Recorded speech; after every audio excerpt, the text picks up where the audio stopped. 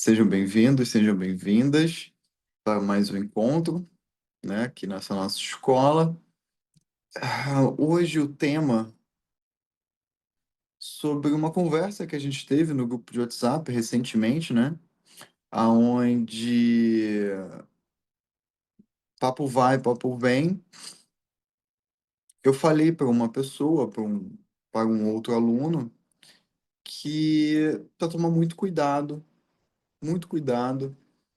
para não justificar a, a própria fraqueza. Não justificar a própria fraqueza. Tem uma frase do Swami Vivekananda. Quem é que conhece Swami Vivekananda? Swami Vivekananda, ele chegou nos Estados Unidos antes, se não me engano, acho que foi antes, ou sei lá, muito na mesma época do Yogananda. Ele foi um dos primeiros, acho, primeiro Swami, assim, acho que a pisar em solo americano para falar sobre yoga. Só que o Vivekananda, ele faleceu muito jovem, assim. Ele dizia que ele ia morrer naquela encarnação específica, ele ia morrer jovem. Ele sempre soube disso e ele faleceu bem jovem. Ele fez uma temporada nos Estados Unidos, depois ele voltou para a Índia. E o Vivekananda, ele era um swami que ele falava muito sobre força, sabe? Ele falava muito sobre ele é um cara muito, de uma presença muito forte, assim, sabe? Ele é um cara que ele não tolerava fraqueza de jeito nenhum. E tem uma frase dele, inclusive, que é muito famosa, que é: o maior pecado que existe é você achar que você é uma pessoa fraca. O pior pecado que existe é você acreditar que você é uma pessoa fraca. Então, o Bruno estava falando, né, sobre qual é o caminho do meio entre a gente reconhecer as nossas limitações, né? A gente reconhecer que a gente tem muito ainda a desenvolver, e o caminho do meio é entre a gente justificar a nossa limitação, a nossa fraqueza, né? É uma linha realmente de fato muito tênue, no sentido de eu tenho determinada coisa para fazer. E existe aquela pessoa que ela justifica o não fazer. Ah, é porque eu não consigo, é porque eu não sou capaz. Ah, é porque se eu me cobro de fazer, eu sinto ansiedade, eu fico mal. Ah, é porque, sabe? E a pessoa não faz. A pessoa ela justifica o não fazer. Então eu acredito que é muito importante, mas muito importante. A gente precisa tomar muito e prestar muita atenção para as nossas falas sobre nós mesmos não se tornarem justificativas para a gente não estar fazendo o que a gente não faz. Para a gente não fazer aquilo que a gente precisa estar fazendo, sabe? A gente precisa tomar muito cuidado, porque senão a gente vai estar cometendo o pecado de achar que a gente é fraco. A gente nunca deve justificar as nossas fraquezas. Mas, pô, Bez Henrique, beleza. E se eu tiver uma fraqueza? Se é alguma coisa errada? O problema não é a gente ter fraquezas. O problema não é a gente ter limitações. O problema não é a gente não ter desvelado nossos completos potenciais. O problema não é esse. O problema é quando a gente justifica, a gente não está desenvolvendo eles com algum tipo de vitimismo. Tá, Henrique, beleza. Eu tenho uma limitação, por exemplo, eu tenho uma certa limitação. Tenho uma dificuldade de fazer tal coisa. E aí, como é a melhor abordagem que eu posso ter comigo mesmo? Qual é a melhor abordagem que eu posso ter comigo mesmo? Eu não, nesse momento da minha vida, eu não consigo simplesmente virar o He-Man, né? Sei lá, o MacGyver, né? Quem é da época do MacGyver aqui. Eu não posso simplesmente fingir, começar a agir como se eu já fosse expert naquilo. Nesse momento da minha vida, Ainda tô, não dá, tipo, de ligar e desligar o interruptor. Mas você está fazendo 0,1% melhor a cada dia. Você está fazendo 1% um pouco melhor. Você está buscando estudar. Você está buscando fazer, nem que seja 1% a cada dia, um pouco mais. Esse que é o perigo. O perigo não é reconhecer as limitações. O perigo é quando a gente usa as limitações como justificativa para a gente não fazer nada. Ah, Henrique, eu tenho muita dificuldade de acordar cedo, dormir cedo, acordar cedo. Eu pergunto, beleza, mas que horas que você costuma dormir? 3 horas da manhã. Pô, tá. Mas você tá buscando dormir mais cedo, pelo menos? Você está estudando sobre o ritual do sono? Você está buscando se entender por que acontece dentro de você que chega às 3 horas da manhã que você vai dormir? Aí eu falo pra pessoa, que tal dormir, sei lá, em vez de dormir 3 horas da manhã, dorme 2h30. Se a pessoa conseguir dormir 2h59, para ela já é uma vitória. Mas o que que acontece? A pessoa fica, ah, não, Henrique, mas eu não consigo. Ah, não, Henrique, mas eu não sou capaz. Ah, não, Henrique, só isso, só aquilo, só etc, etc. Aí fica justificando a pessoa não melhorar, nem que seja 1%. É claro que, dependendo dos vícios, dos hábitos e das limitações, vai ser realmente muito difícil. Um dia ela dormir 3 horas da manhã e no dia seguinte dormir 10 horas da noite, 9 horas da noite. Vai ser muito difícil para ela, claro que vai. Mas e aí, ela tá dormindo pelo menos 10 minutos mais cedo? Ela tá dormindo 20 minutos mais cedo? Cada dia que passa, ela tá conseguindo é, treinar a mente, treinar o corpo a dormir mais cedo? Isso que importa. E você vai perceber, é muito fácil a gente ver o discurso de uma pessoa que ela tá se desafiando a melhorar de uma pessoa que não tá. Você vai perceber que mesmo com a limitação, quando a pessoa ela tá dando 1% melhor todo dia em alguma coisa, e não precisa ser várias coisas. Ah, Henrique, eu tenho 50 limitações, sabe? Tenho 50 limitações, que ela pega uma e vai melhorando 1% todo dia. Ah, Henrique, eu durmo 3 horas da manhã, eu como besteira, eu faço uso de álcool, sabe? A pessoa vai listando uma carambola de limitação e etc e tal, que não sei o quê. Aí eu falo assim, beleza, escolhe uma. Aí a pessoa escolhe o sono. Falei, beleza, então, você dorme 3 horas da manhã, amanhã você vai dormir 2h30 da noite. Ah, mas Henrique, aí veio o discurso de quem tá fazendo, de quem não tá. Ah, Henrique, mas eu já tentei. Eu deito 2h30 e aí minha cabeça vai pra lá, minha cabeça vem pra cá. Aí que não sei o quê. Eu falei, beleza, mas o que que você tava fazendo às 2h30? Ah, eu tava assistindo filme, eu tava no Tic-Teco, eu tava vendo Rios. Falei, então. Você tem que parar de ver isso pelo menos 2 horas antes de dormir. Você tem que melhorar isso. Você não pode. 11 horas da noite você está jantando, assistindo filme e depois assistindo Rios. Não dá. Você tem que, né, ir diminuindo o ritmo e tudo mais. Ah, não, porque. Sabe? A pessoa fica justificando o comportamento dela. E mesmo que a pessoa tenha 50 limitações, se ela está fazendo, escolhendo uma que seja. Porque, pessoal, eu sempre falo isso aqui, não existe fim da vida. Existe continuidade da vida. A reencarnação, ela é um fato. E não é a gente desencarna, aí reencarna zerado, sabe? As pessoas acreditam nisso, né? Eu tenho aqui um determinado vício. Ah, eu só na próxima encarnação que eu vou melhorar. Não tem pessoas que falam isso? Ah, vou deixar esse vício para a próxima encarnação. Sabe o que vai acontecer? Vai chegar na próxima encarnação e vai deixar para outra encarnação. Porque é um raciocínio. É o raciocínio de deixar para depois. Tudo aquilo que a gente vai deixando para depois, a gente vai deixar para depois. Sem nunca chegar lá.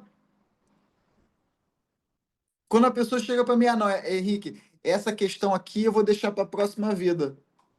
Já sei que vai chegar na próxima vida e vai continuar com o mesmo raciocínio. Não, aí vai chegar na infância e já vai desenvolver, já vai ter aquela determinada característica e aquele determinado hábito, sabe? Aí vai chegar na próxima encarnação, a criança vai falar assim: ah, não, quando eu for adolescente eu lido com isso. Aí chega na adolescência. Não, quando eu for adulto eu lido com isso. Aí chega a idade adulta. Ah, não, quando eu, sei lá, me formar, eu lido com isso. Ah, não, quando isso aqui eu lido com isso. E vai empurrando vai empurrando com a barriga. E vai justificando ainda se comportar da mesma maneira. O problema em si não é nem a justificativa, é a forma como a pessoa justifica para não fazer nada, para ela não estar se desenvolvendo. Pessoal, não existe fim da vida. Não existe fim da vida, existe apenas formas diferentes, formas distintas de expressar a vida.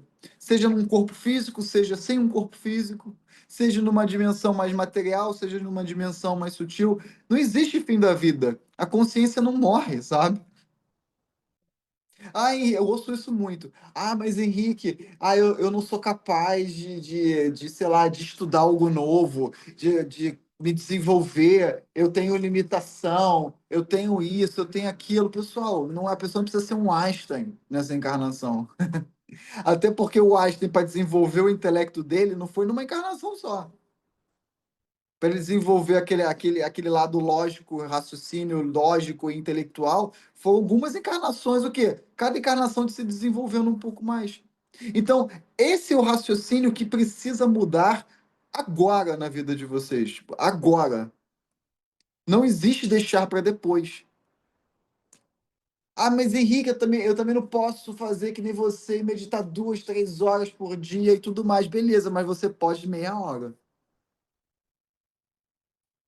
Você pode 20 minutos. Ah, não. Mas Henrique.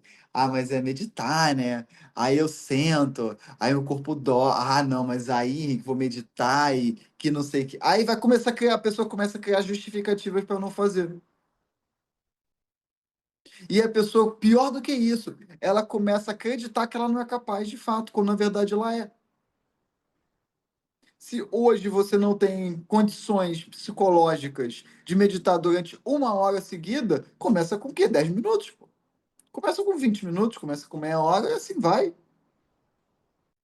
Tem pessoas que de fato têm uma baixa capacidade cognitiva. Não é todo mundo que tem QI 200, sabe? QI, QI 150. Se apresenta um assunto complexo, a pessoa, sabe, ele de cara. Tem pessoas que realmente, de fato, vão ter um pouco mais de dificuldade, né? Vão ter um pouco, sim, de limitações para o quê? Para o intelecto se desenvolver. Mas se a pessoa não faz isso, ela nunca vai ter nessa encarnação, nem na outra, nem na outra, nem nenhuma.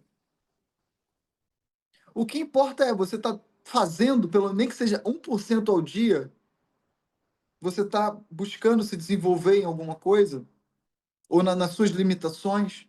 Se você tem limitação de dormir mais cedo, botar o corpo para funcionar dentro do ciclo circadiano da Terra, sabe? Você está fazendo 1% melhor, pelo menos, a cada dia? Se você tem, por exemplo, dificuldade de aprendizagem, ok, beleza, tu não vai saber matemática avançada de um dia para o outro, ok, beleza. Mas você está pegando algum assunto novo para você estudar e se aprofundar? Pô, não sabe matemática avançada, beleza, cara. Começa com menos e mais, sabe? Começa com adição, multiplicação. É claro que a gente tem que respeitar a nossa velocidade, a gente tem que respeitar o nosso ritmo. Um carro não chega a 100 quilômetros por hora no estalar de dedos.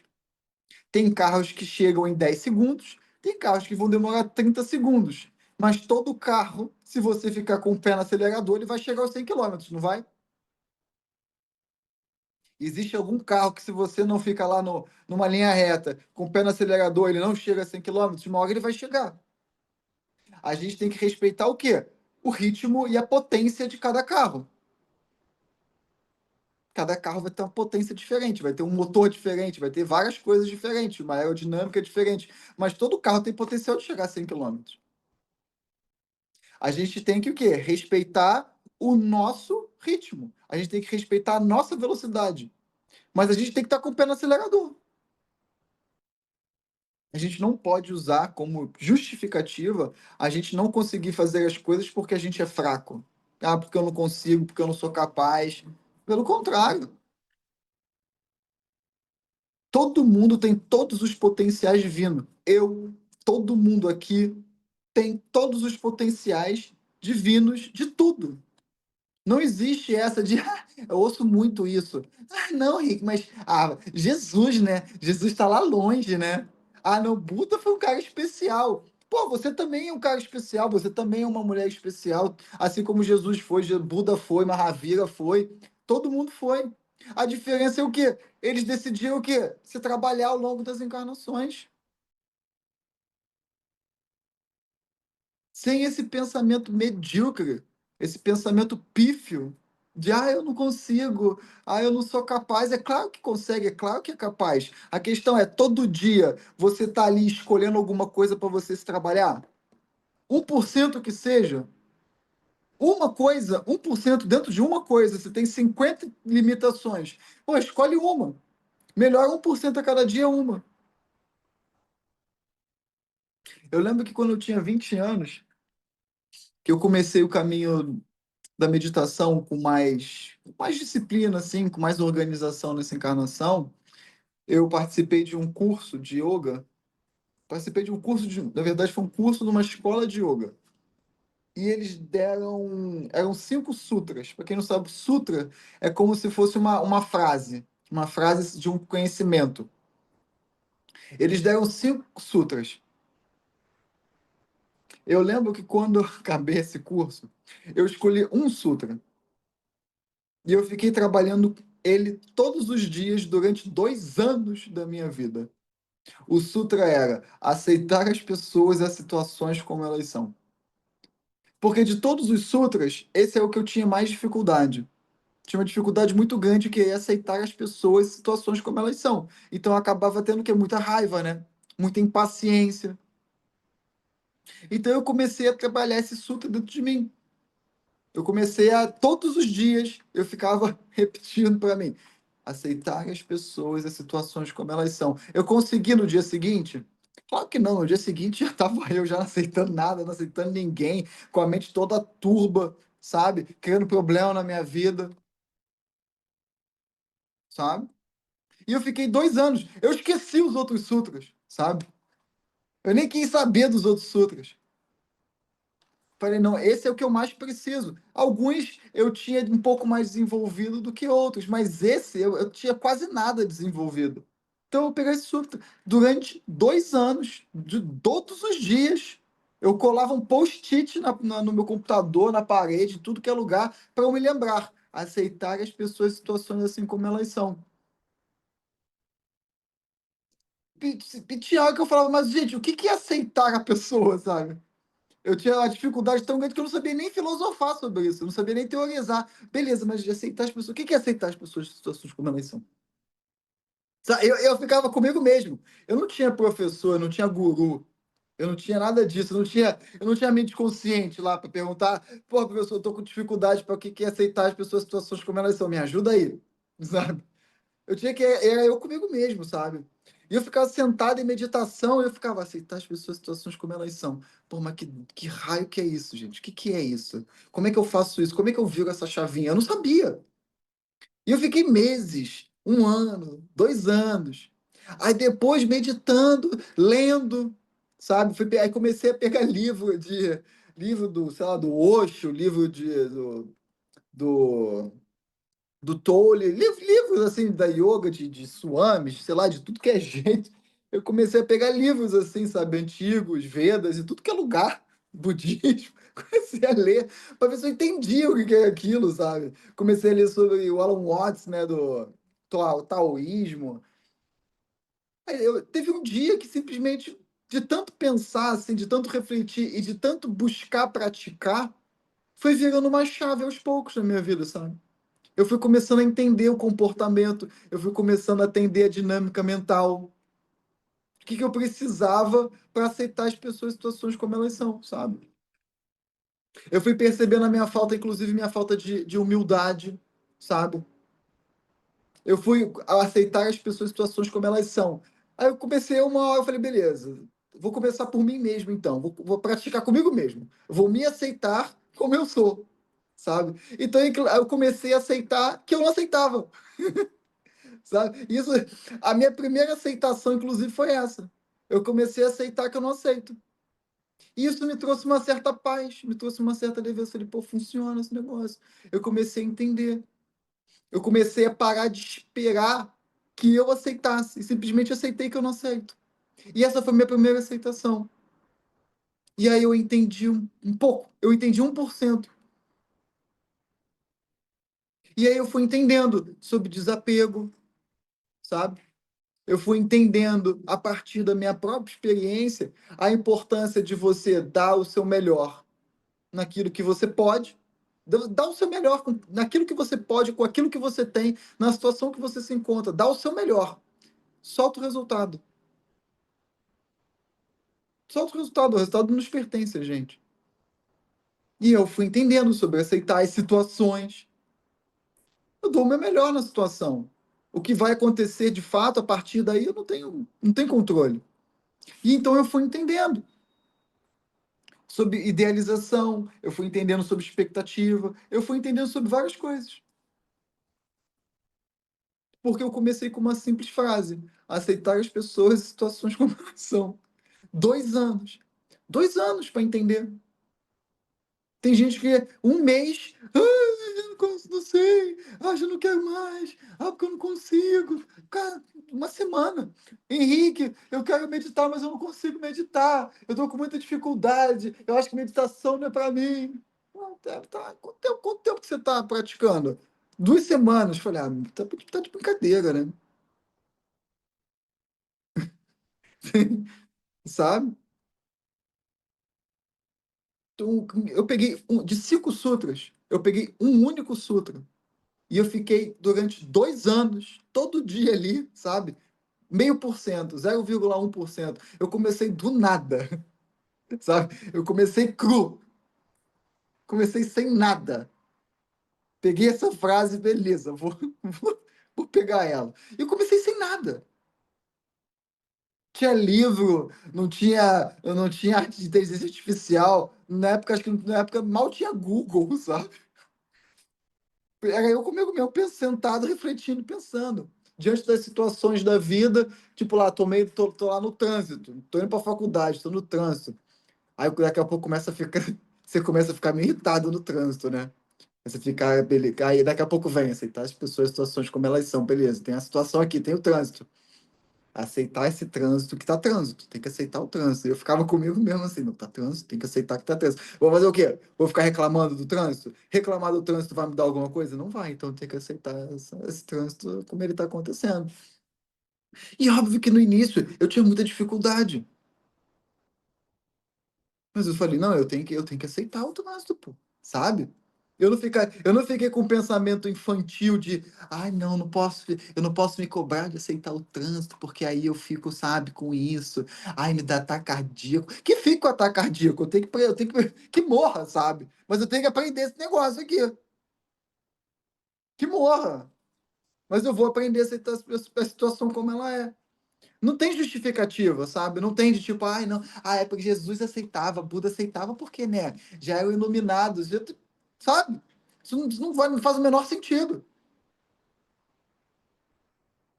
Se eu hoje, por exemplo, posso sentar e meditar 3 horas seguidas se eu quiser, eu comecei no trânsito, batendo o pé lá, aceitar essa porcaria como ela é, sabe? A gente começa assim. Chegou uma hora, 2 anos depois, eu incorporei esse sutra. Hoje em dia eu não preciso nem pensar em aceitar as pessoas, situações como elas são. Eu não preciso mais raciocinar, entende? Incorporei o conhecimento. E eu vivo esse conhecimento, eu não preciso mais pensar, raciocinar, como aceitar as pessoas, situações como elas são. Eu fiz isso durante tantos anos que hoje em dia fico de boa. Ah, Henrique, fulano falou isso, falou aquilo, tá, sabe? Tu acha certo? Não. Pô, mas tu não vai falar nada? Tem pra pensar, sabe? Essa calma, essa tranquilidade ao lidar com as pessoas, ao lidar com as situações, veio de o quê? De anos aceitando as pessoas, situações assim como elas são, praticando, praticando, praticando. 1% todo dia, sem justificar a minha limitação. Tem justificativa, sabe? Eu tenho essa limitação, eu reconheço ela, e eu sou sincero, eu tinha essa limitação. Sinceridade. Mas hoje em dia eu não tenho mais. Porque um dia eu fui sincero em saber que eu tinha e me colocar à disposição para trabalhar sem justificar não trabalhar. Eu vejo isso, tem muita gente que utiliza umas justificativas que são ridículas. Ah, não, porque porque, pô, Buda, né? Buda tá lá longe, né? Não, não dá, sabe? Para justificativa, para dormir mais cedo, para comer melhor, para fazer atividade física, para sentar para meditar 10 minutos, sabe?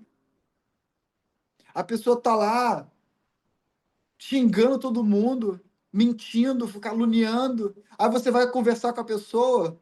Ah, não, mas. Ah, Henrique, né? É Buda, né? Sabe, tipo, o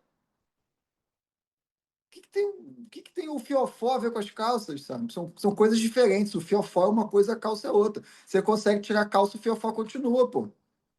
Tem uma coisa a ver com a outra. Aí a pessoa vai justificar, ela tá mentindo, ela tá sendo desonesta, às vezes com ela mesma. Porque, ah, não, porque, sabe, Jesus, né? Jesus é que era o santo, eu não. Pô, mas você tem o mesmo potencial. Qual é o que que a pessoa tinha que dizer nesse momento? Tem que ser sincera. Rick, eu quero continuar comendo besteira, eu quero continuar vivendo essa vida que eu tô vivendo. Beleza, mas você sabe que é sofrimento, sei. Você quer continuar no sofrimento? Aí a pessoa começa a pensar, não, né? Claro que não, Henrique. Então por que que você não tá fazendo nada? E essa apesar de vocês percebem que apesar de ser uma linha tênue, ela não é tão tênue assim, sabe? Porque é uma linha que divide, mas você percebe muito claramente o discurso da pessoa, que ela tem sinceridade e ela reconhece a limitação dela. Henrique, eu não chego em 100 quilômetros em um dia. Eu não sei quando que eu vou chegar em 100 quilômetros por hora, mas eu tô com o pé no acelerador. Eu vou no meu ritmo, mas eu vou chegar lá. Então você percebe que a pessoa reconhece o potencial dela. Eu tenho potencial e eu sei que eu consigo chegar até os 100 quilômetros por hora. Você, Henrique, pode chegar em 3 segundos. Pode ser que eu demore um dia, mas eu tenho o mesmo potencial que você. Ela vai se desenvolvendo no tempo dela. Vocês sabiam que na tradição da yoga tem tem um yogi do século passado, um iluminado do século passado, chamado Yogya, que ele dizia, uma vez perguntaram para ele quanto tempo, quanto tempo uma pessoa, um discípulo perguntou para ele quanto tempo se ele praticando tudo aquilo que Yogi passava, se eu praticar tudo aquilo que você fala para a gente praticar, e se eu der o meu melhor, quanto tempo que eu demoro? Quanto tempo vai me demorar para eu me libertar do sofrimento? Quanto tempo vai demorar para eu me iluminar? Aí Yogi olhou assim e falou assim: acho que uns 3. Aí eu disse, pô, 3 anos, né? Aí Yogi, 3 vidas, 3 encarnações. E ele falou sério. Ele falou assim: geralmente demora cerca de 3 encarnações para o Yogi ele se libertar da roda de Sansara, do ciclo das encarnações, e se purificar por completo. Três encarnações. E isso se ele não se perder entre uma encarnação e outra. 3 encarnações.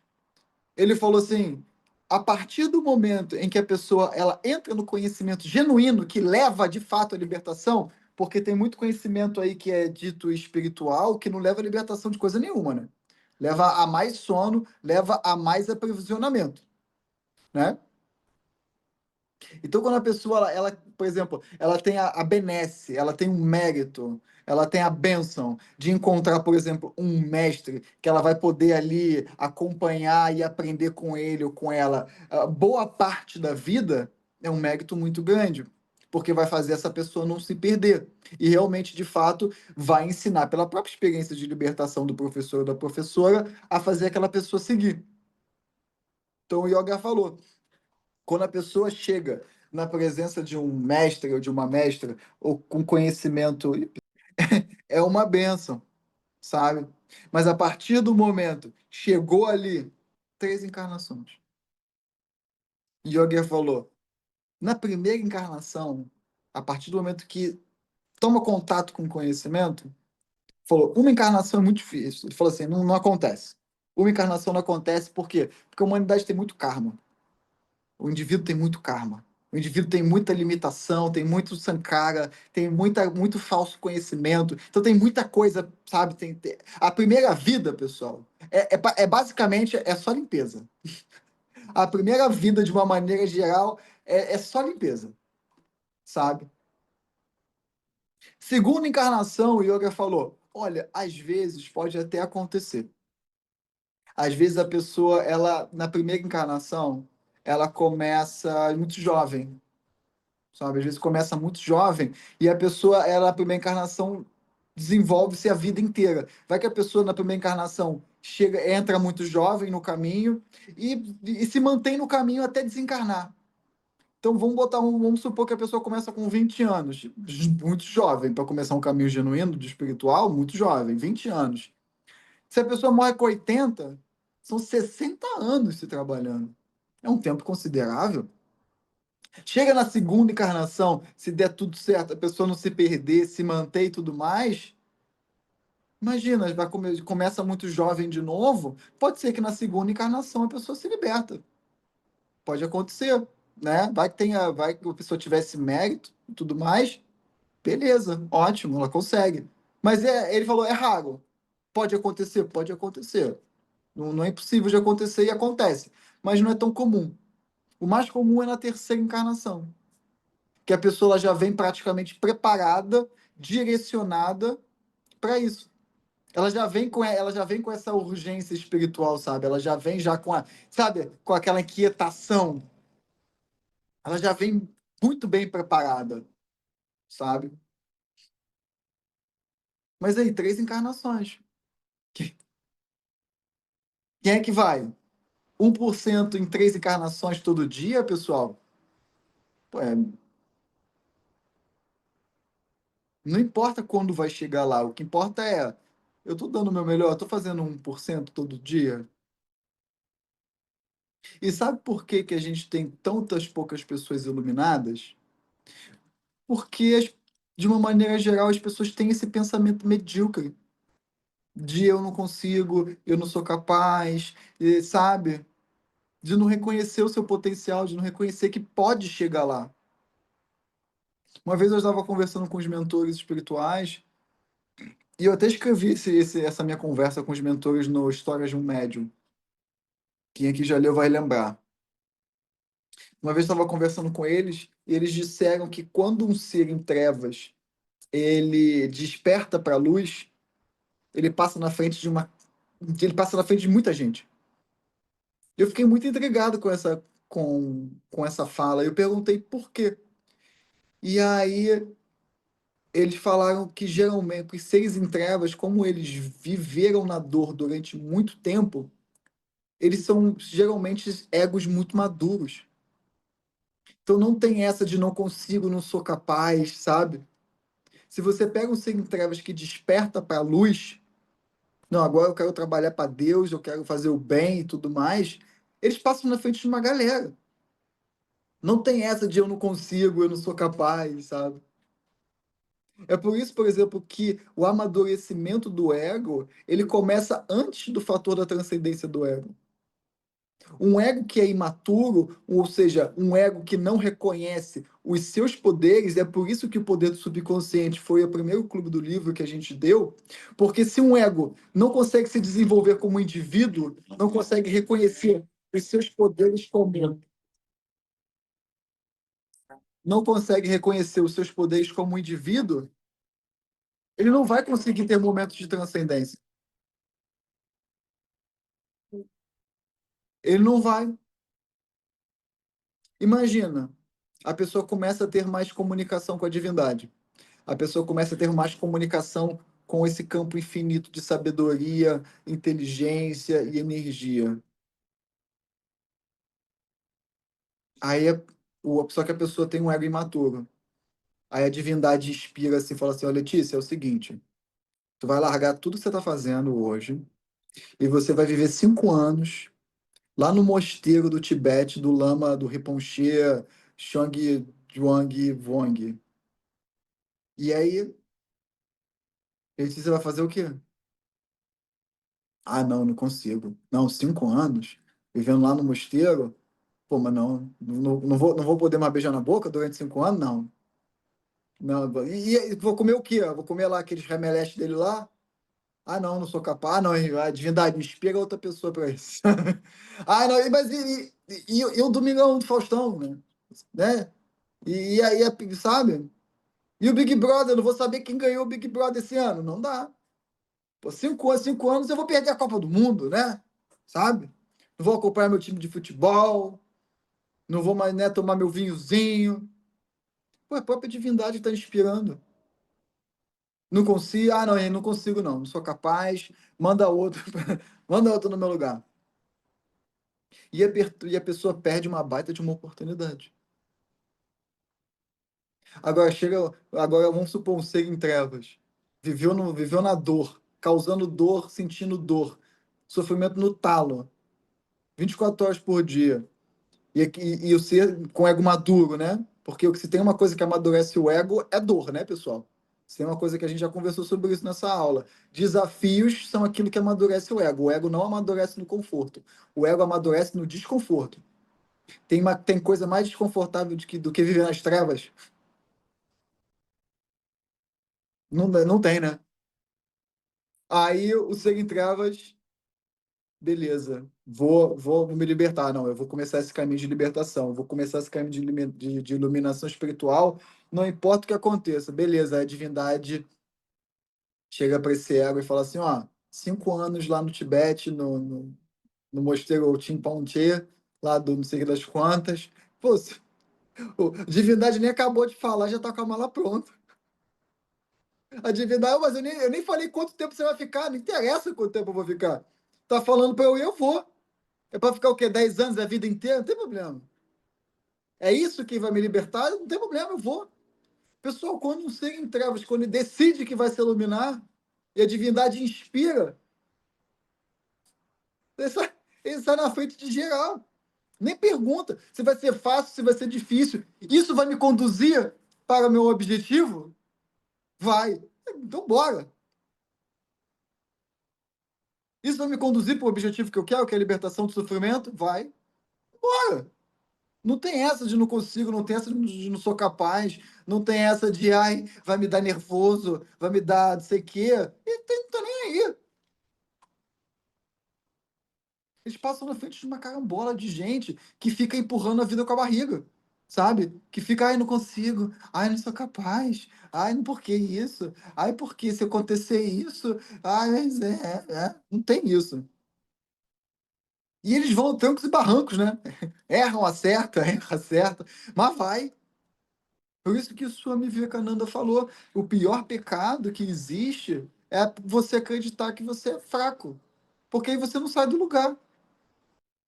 É melhor você acreditar que pode e errar do que você acreditar que não pode e não sair do lugar, sabe? Vocês reconhecerem as limitações de vocês não é o problema. É, inclusive, algo muito importante. A questão é, o que que vocês estão fazendo com isso?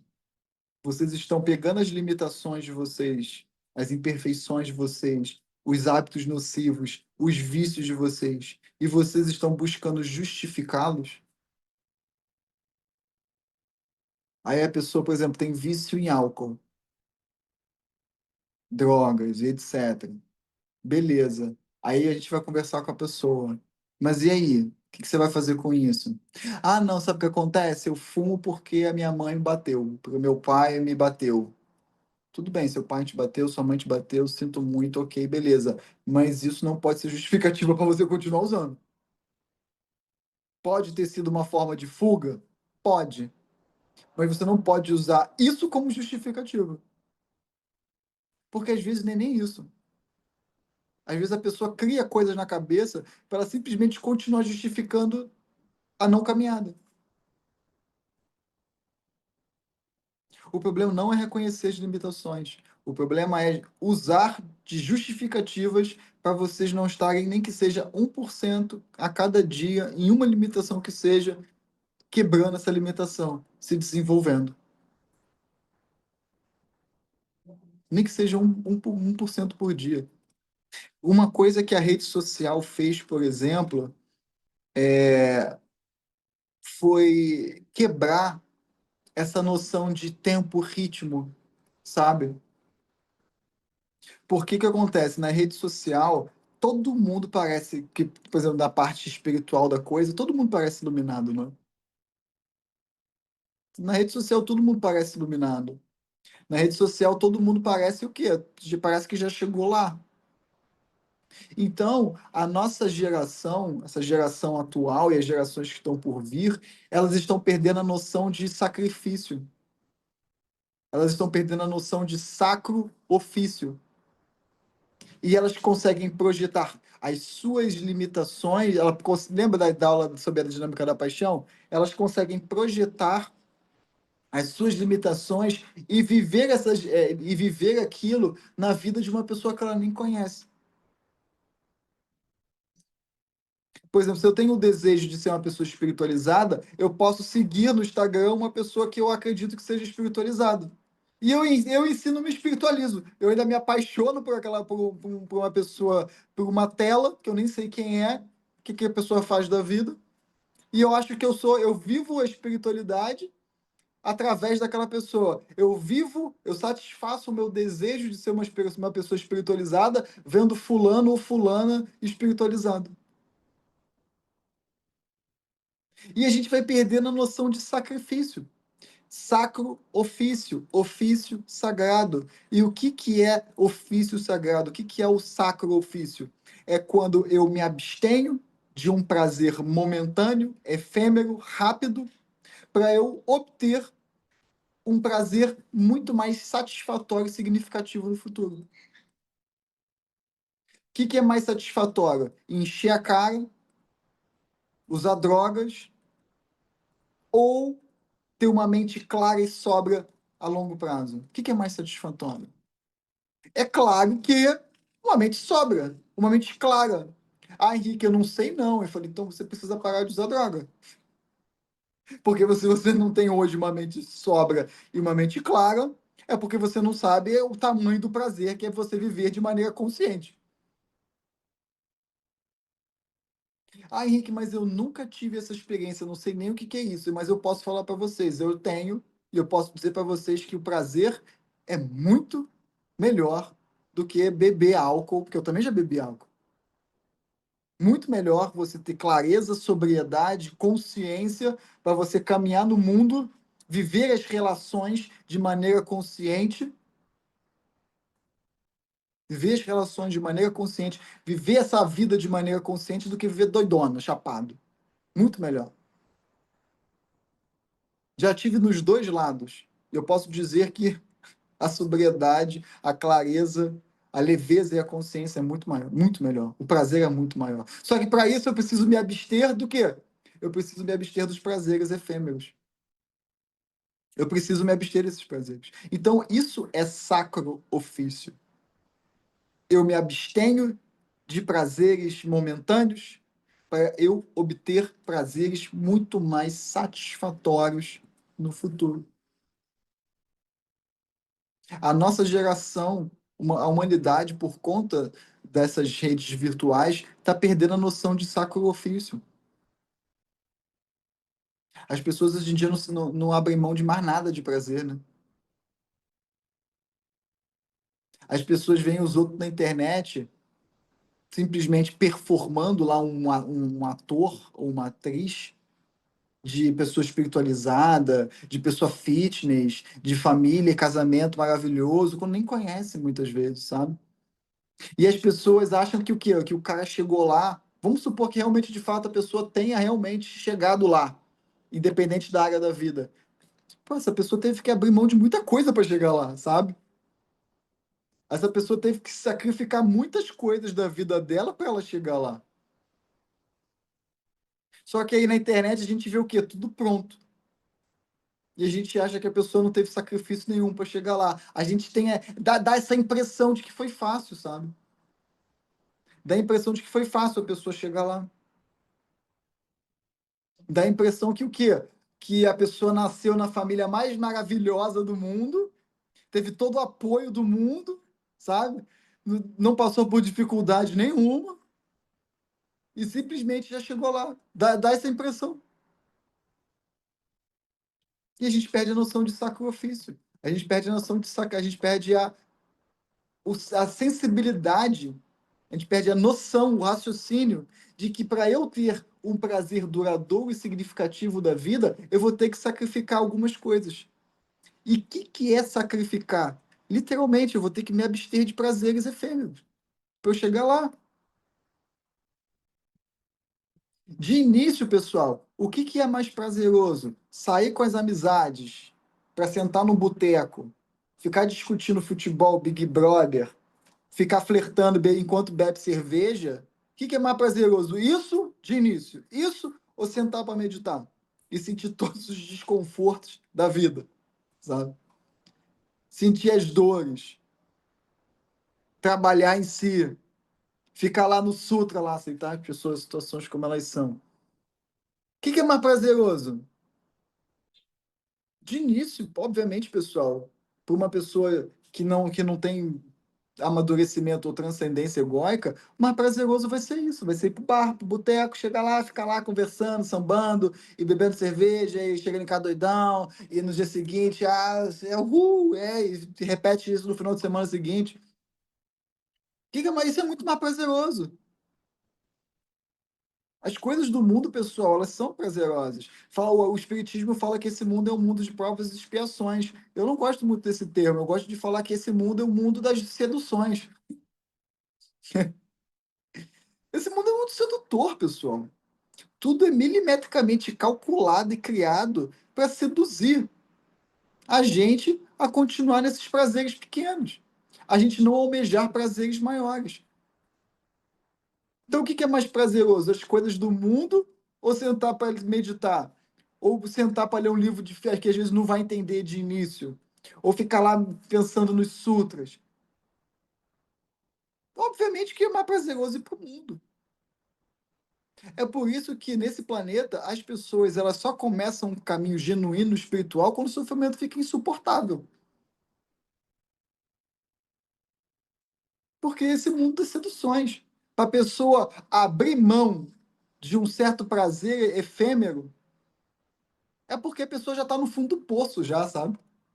A pessoa não tem mais outra opção. A morte já está batendo na porta já. Isso é sacrifício. Eu vou sacrificar, sei lá, um sábado da minha semana, vou sacrificar um sábado aqui e não vou sair, vou sentar em casa e vou meditar.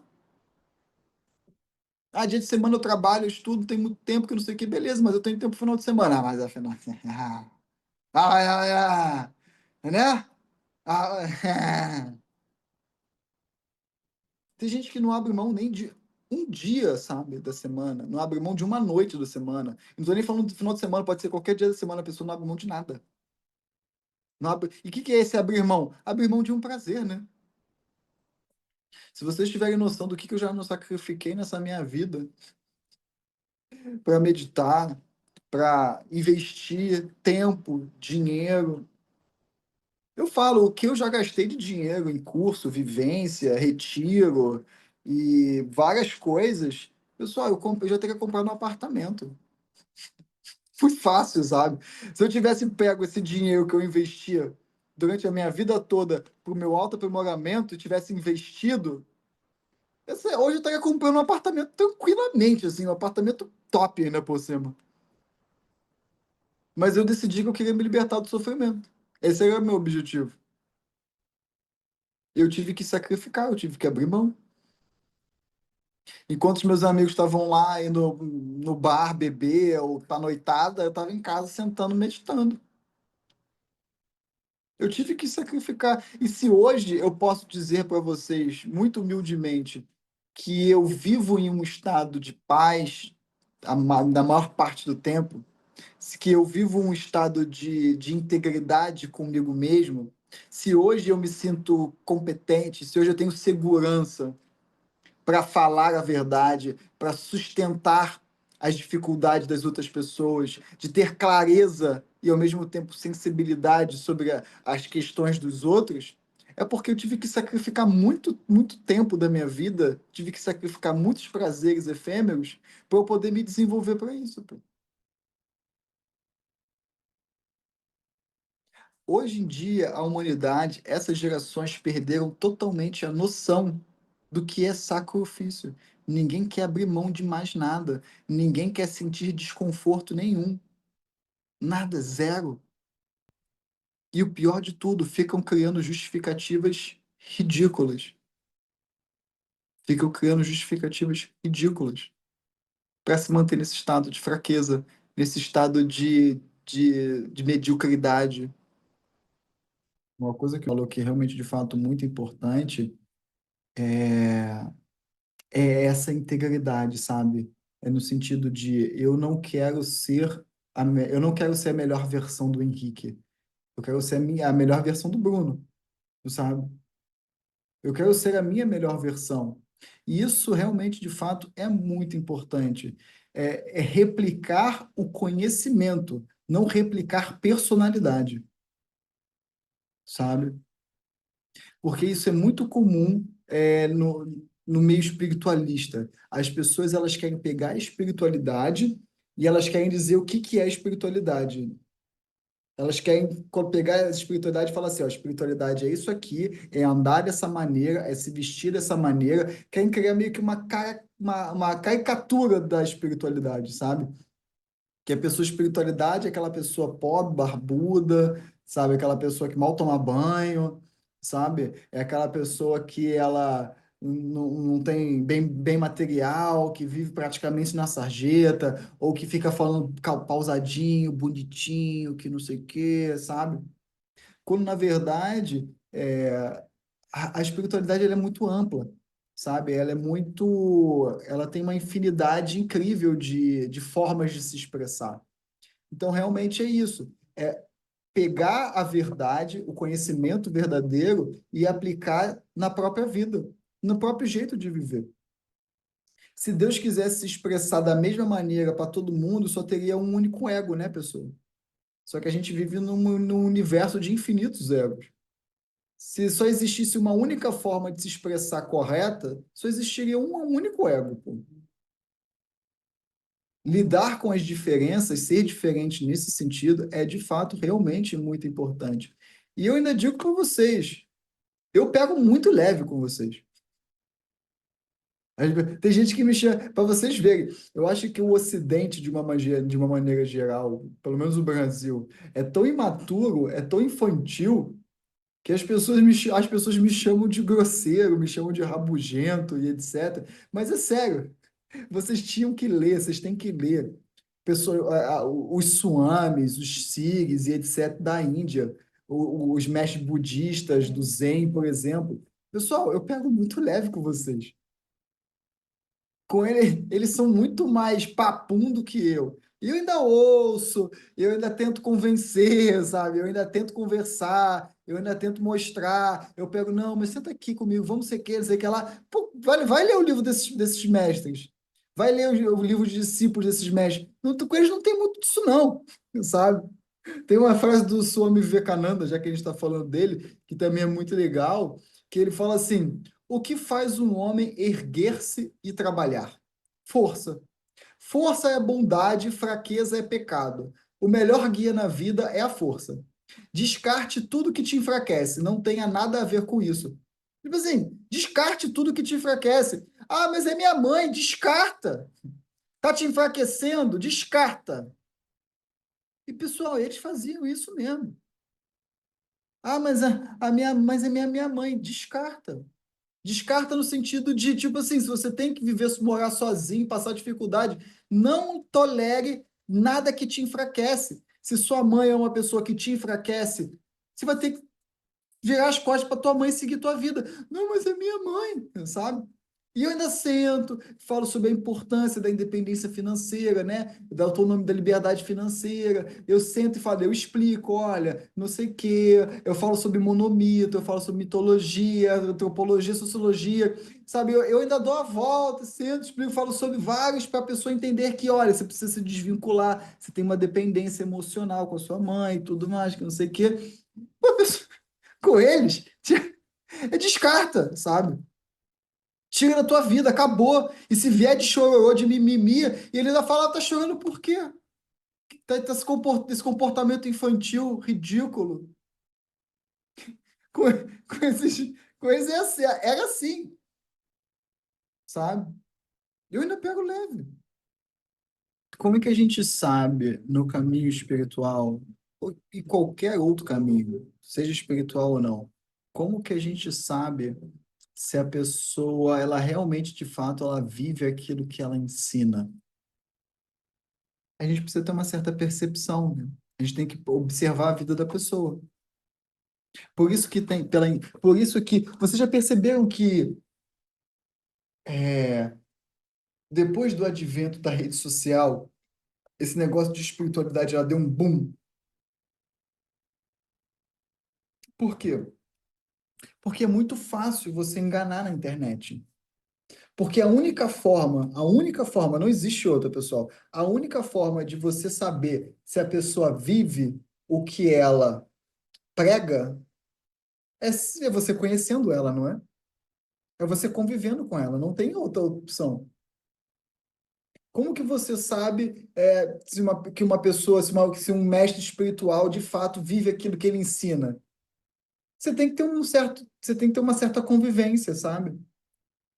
Você tem que ter visto, ver, tem que ter uma certa sensibilidade, um certo discernimento, sabe, para perceber, para ver a maneira como a pessoa fala, sabe? Se a pessoa, como que a pessoa lida com a dificuldade, quando a pessoa lida com quando ela é questionada. Você consegue perceber por algumas sutilezas, sabe? Se a pessoa vive em paz, se a pessoa tem paz, se a pessoa é uma pessoa leve, é uma pessoa autêntica.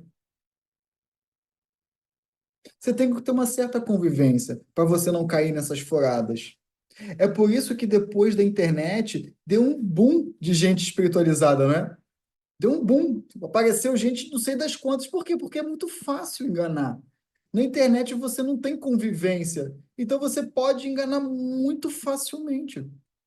Na internet você pode se mostrar uma pessoa forte e ser uma pessoa fraca.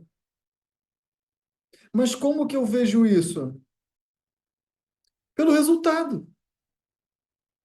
A gente só sabe se algo realmente é bem aplicado ou é aplicável pelo resultado. Sem resultado, não tem como a gente saber. Outro dia, outro dia um jovem, muito bem, parecia ser bem jovem mesmo, me mandou uma mensagem no Instagram assim: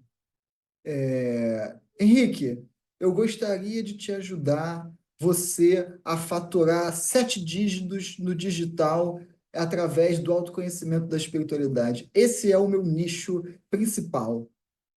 Aí eu olhei assim, aí eu entrei no perfil do rapaz. Aí tinha 7 fotos. Acho que tinha 5 ou 7 fotos.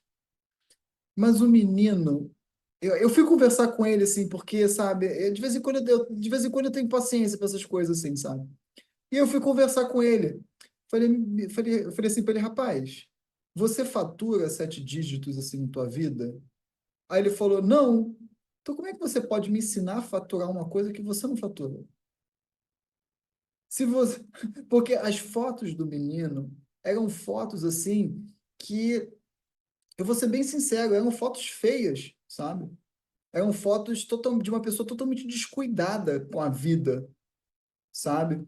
Uma pessoa que ela não passava aquilo que ela quer ensinar.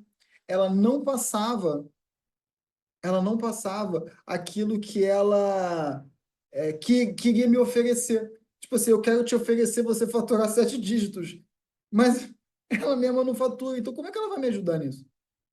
E eu fui conversar com o rapaz, eu falei, rapaz, olha só, deixa eu te ensinar, deixa eu explicar um negócio assim, sabe? E isso que acontece na internet. Como o Brasil é um país, espiritualmente falando, muito jovem, né?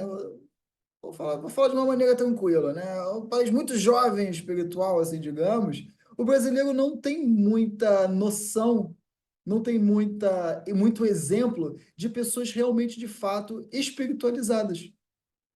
O Brasil não tem muito exemplo, a gente não tem uma história espiritual. Na maioria das vezes, as pessoas vão falar Chico Xavier, sabe? Que é um exemplo.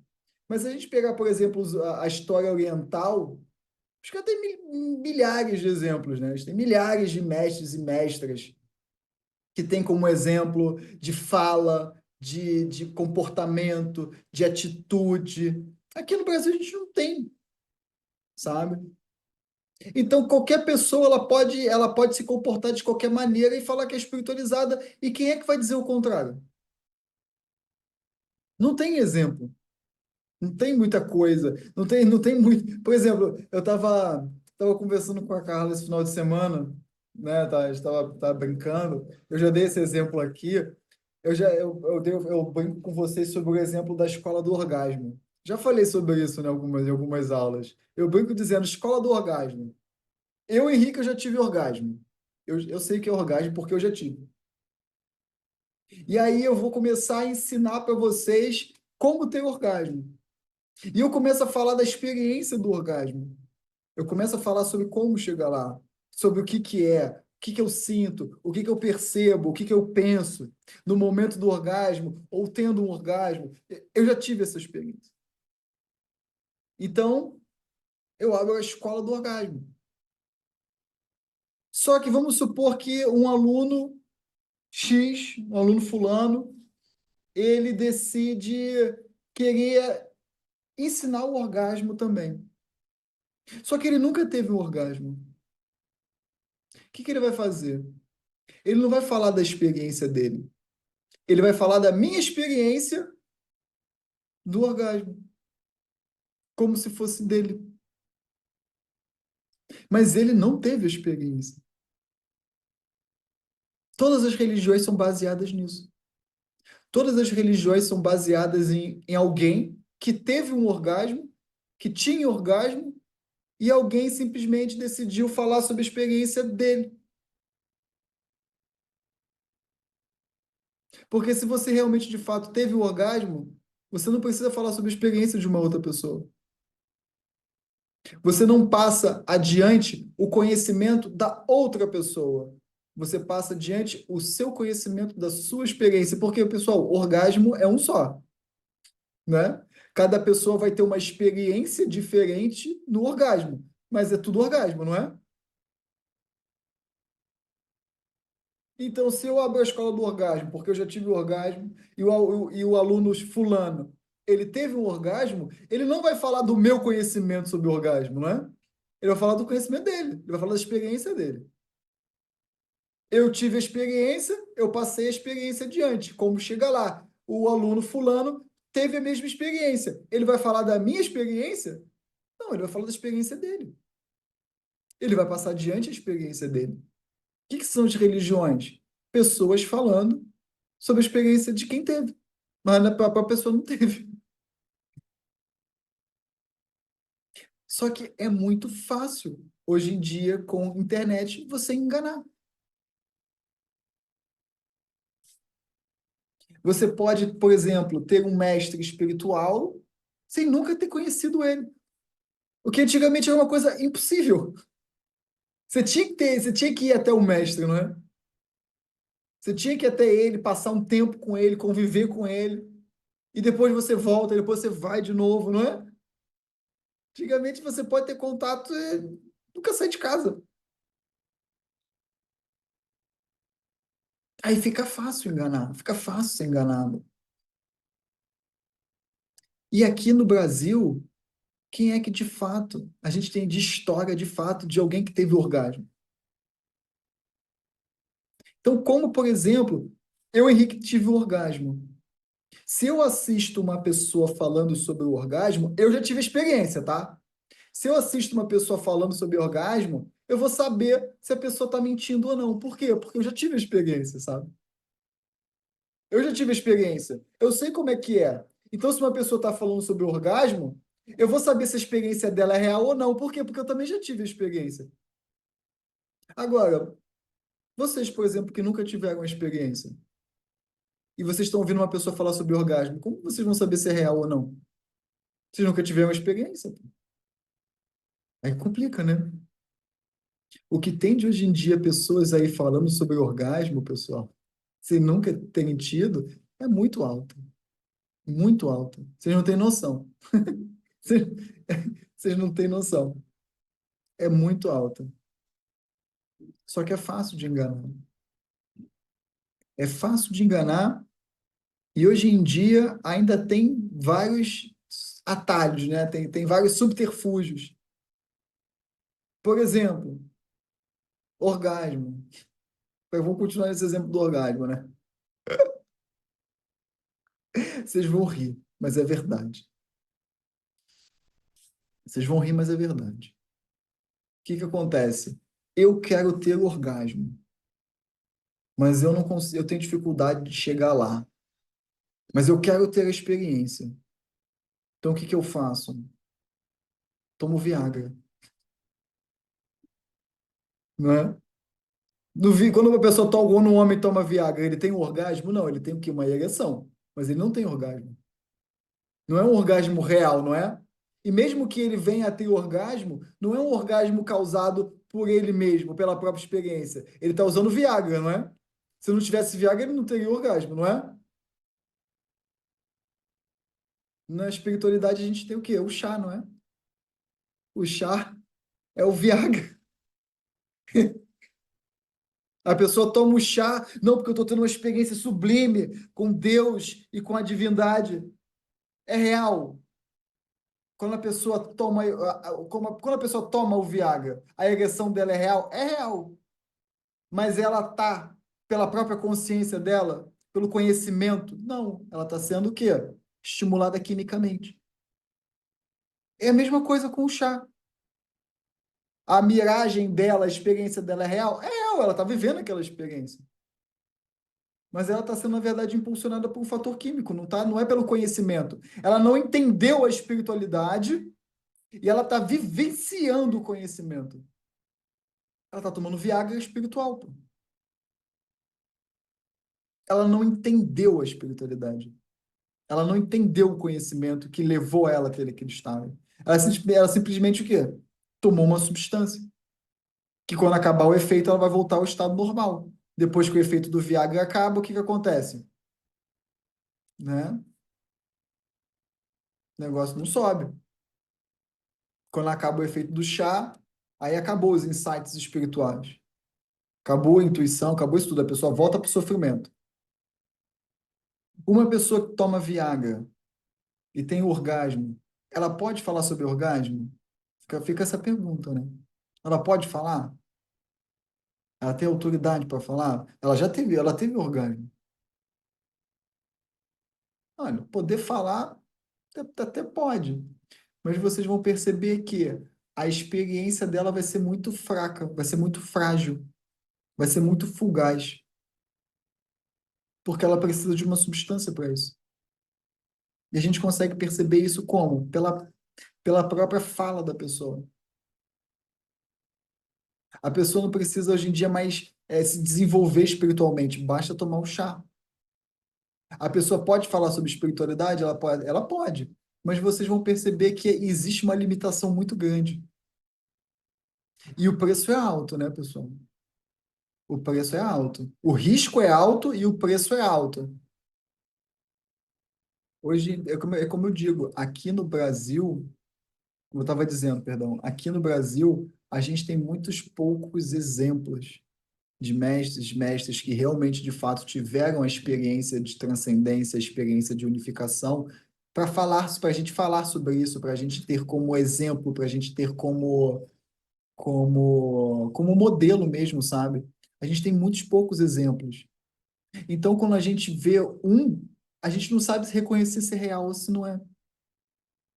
A gente tem dificuldade de reconhecer se de fato aquilo ali, a experiência daquela pessoa é genuína ou não. Por quê? Porque internet a gente não vai conhecer a pessoa. É muito fácil enganar. E a gente também não tem muitos modelos. A gente não, por exemplo, eu fico imaginando conviver com Buda durante 5 anos. A fala, o jeito, o olhar, a resposta, a experiência, a perspicácia. Pô, vai viver com Buda, vai conviver com Buda 5 anos. Quando vocês forem conversar com uma pessoa que não é um Buda, mas se diz ser um Buda, cara, vocês conseguem perceber com muita nitidez que existe uma discrepância muito alta da pessoa que diz ser um Buda e não é, de uma pessoa que de fato se tornou um Buda, né? Um desperto. Existe essa perspicácia, existe essa sensibilidade, sabe? Para quem não teve a experiência do Nirvana, para quem não teve experiência, para quem já teve a experiência do Nirvana, consegue reconhecer com muita facilidade. Por quê? Porque a própria pessoa já teve a experiência. Para quem está buscando a experiência, essa é a parte mais perigosa do caminho. É quem não teve a experiência e está buscando genuinamente ter a experiência. Essa é a parte mais perigosa. Porque é muito fácil se perder, sabe? É muito fácil hoje em dia você enganar pela internet. Eu gosto muito de uma, como é que é a palavra?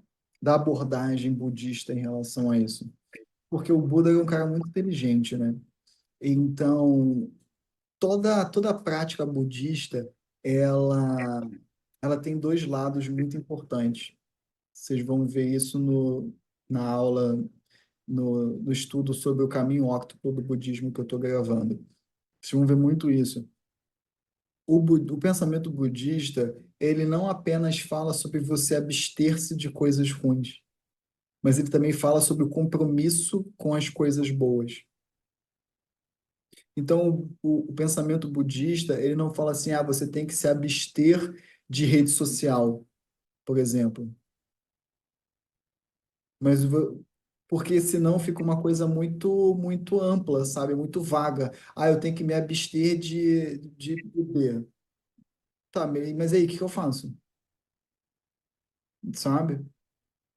Então, o Buda, quando ele fala que a pessoa tem que se abster da fala enganosa, da fala mentirosa, ele ao mesmo tempo fala e precisa se comprometer com a fala verdadeira.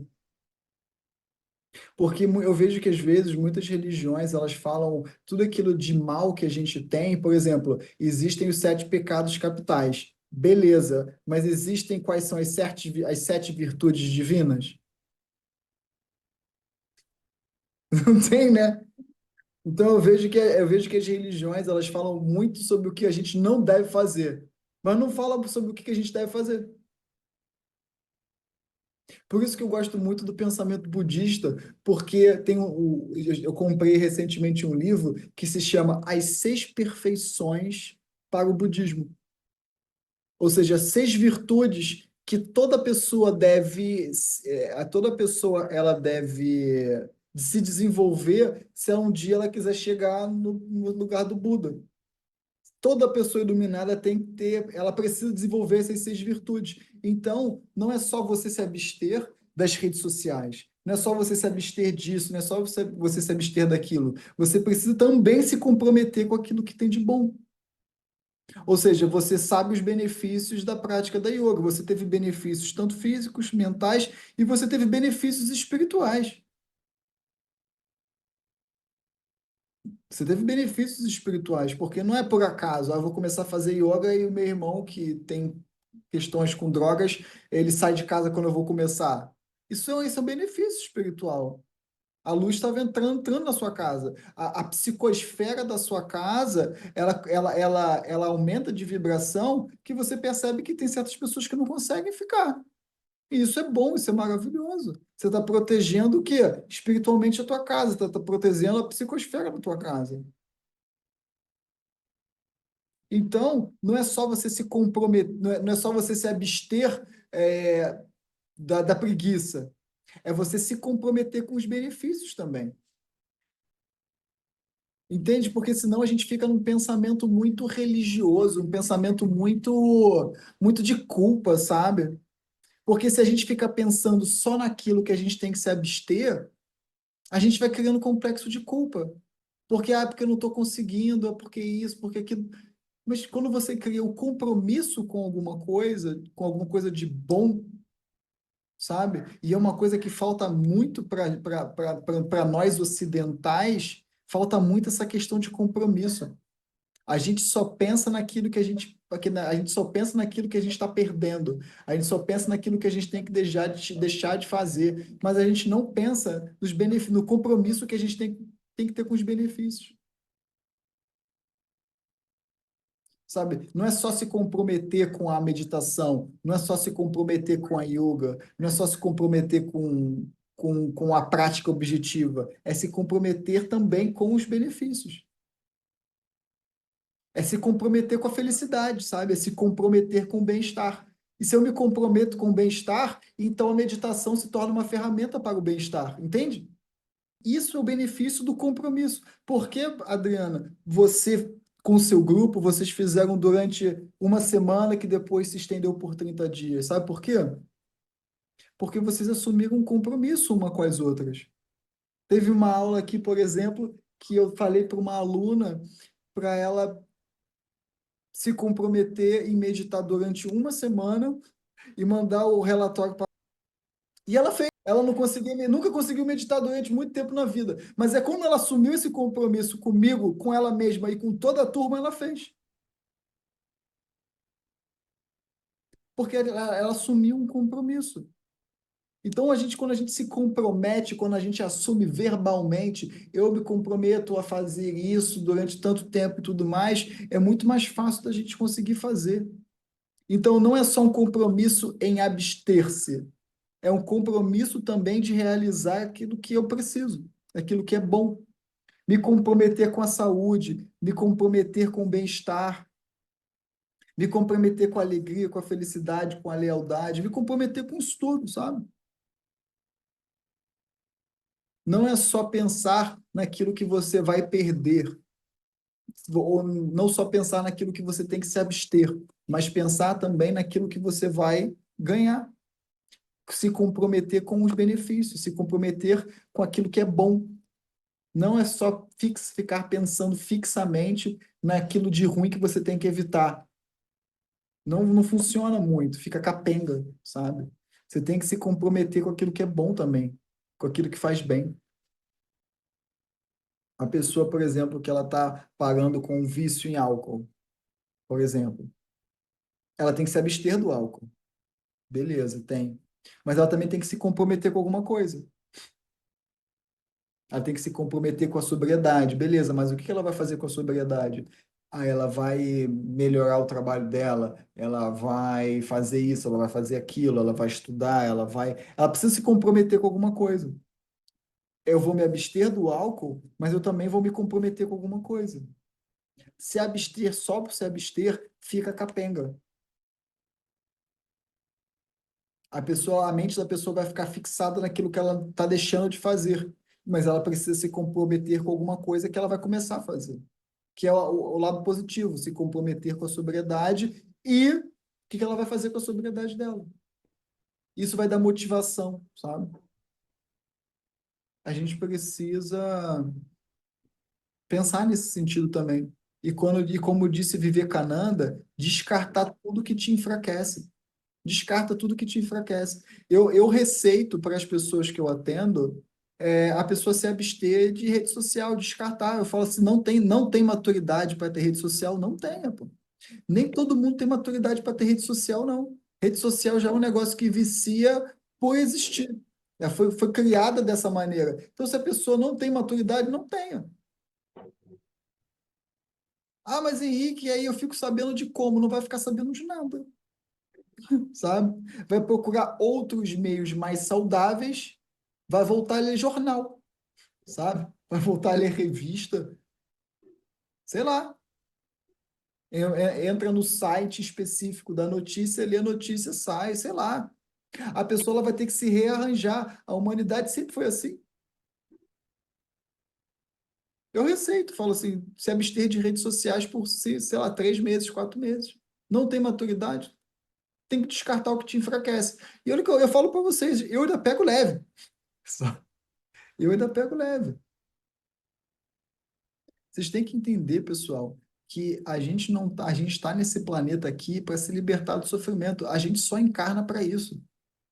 Basicamente, a gente encarna para se libertar do sofrimento. Todo o restante é coadjuvante. Todo o restante é secundário. O objetivo da vida humana, material, é a autorrealização. Realizar-se de si mesmo. É o autoconhecimento genuíno. O objetivo da encarnação é a purificação da mente, a unificação, o autoconhecimento. Todo o restante é secundário. Descarta tudo aquilo que te enfraquece para esse objetivo.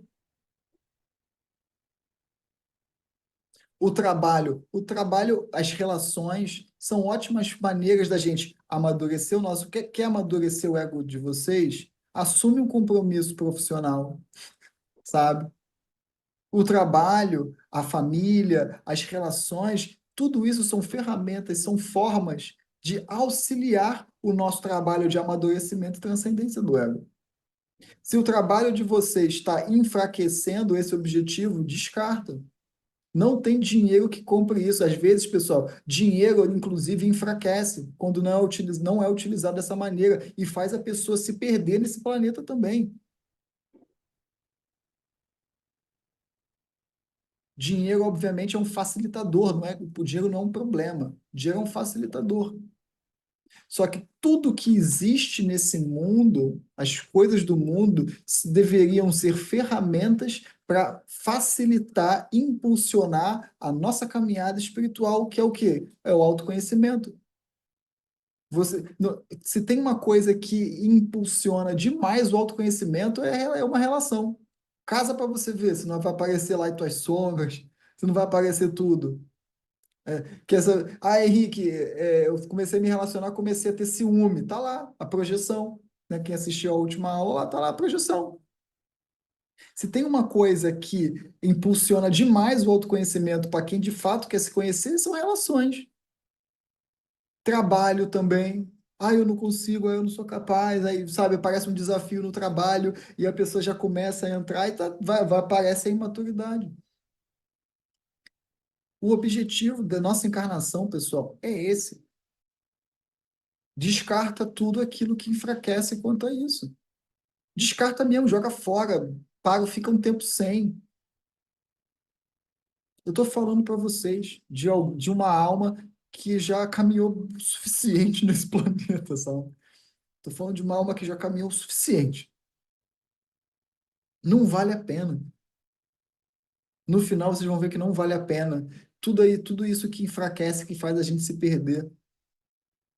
Estou falando, não vale a pena. Vale a pena passar por toda a dor necessária para se libertar do sofrimento, se libertar de vícios, se libertar de dependências.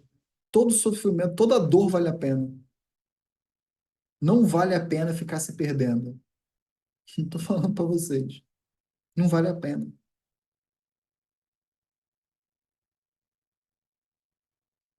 Como disse Vivekananda, descarta tudo aquilo que enfraquece quanto ao objetivo principal.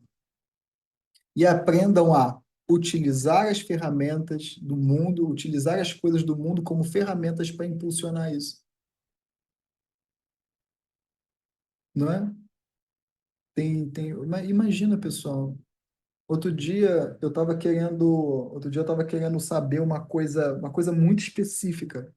Estava querendo saber uma coisa que era, tipo assim, muito específica que eu ia demorar anos para achar, sabe? Eu ia ter que pesquisar e para achar. Sabe o que eu fiz? Eu fui no chat ChatGPT, perguntei, não é que o chat ChatGPT me trouxe tudo. Olha a facilidade que eu tive para pegar um certo conhecimento. O ChatGPT me trouxe em 10 segundos. Eu entrei no ChatGPT e falei, ChatGPT, é o seguinte, eu estava precisando dessa informação aqui, não sei o que lá, e papapá, ppp. Caraca, o ChatGPT me trouxe tudo, mastigado. Ainda disse aqui, ó, se você quiser, ainda me trouxe mais informação do que eu achava que tinha. Eu falei, caraca, pô, uma coisa que eu ia ter que ficar anos pesquisando, procurando. A facilidade. Pode ser uma inteligência artificial, pode ser uma ferramenta para isso? Pode, pô. Tem YouTube. A gente está tendo aula no Zoom, a gente está tendo aula na internet. Não é uma baita facilidade? E tem, pô, imagina se tivesse na época de Buda YouTube. Imagina todos os discursos de Buda gravados, sabe? Basta um clique, você está lá vendo o discurso de Buda. Buda nem se importaria com um canal no YouTube, mas com certeza ia ter lá um discípulo que ia gravar todos os discursos dele e ia estar lá na internet. Imagina hoje em dia, sabe? Dá vontade de chorar assim, sabe? Um discurso gravado de Siddhartha Gautama. Hoje em dia a gente tem tanta facilidade, só que as pessoas, ao invés de aproveitar as facilidades, elas se afundam nas facilidades. Ao invés de aproveitar essas ferramentas para facilitar, elas pegam as ferramentas para se afundar. Descartem tudo o que enfraquece essa caminhada de vocês. Não tem problema, descarta mesmo. Vocês podem ter certeza que não vai ter karma nenhum para vocês, sabe? Ah, Henrique, eu comecei a fazer yoga, meu irmão saiu de casa.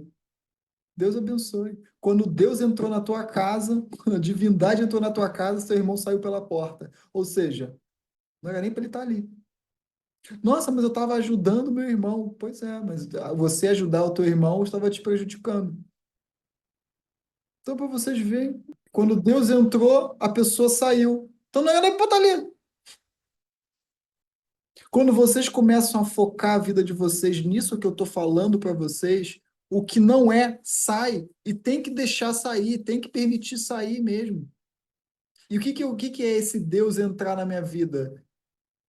É literalmente quando vocês começam a fazer a prática de yoga, a prática de meditação, vocês começam esse processo de autopurificação e a vibração de vocês começa a sintonizar com a vibração de Deus. Isso é que eu chamo de Deus entrar na vida de vocês, sabe? É a descida do Espírito Santo. Para quem não sabe, simbolicamente, a descida do Espírito Santo é o quê? É quando nós nos purificamos, purificando a nossa mente, e a nossa mente vai entrando em fase com a mente divina.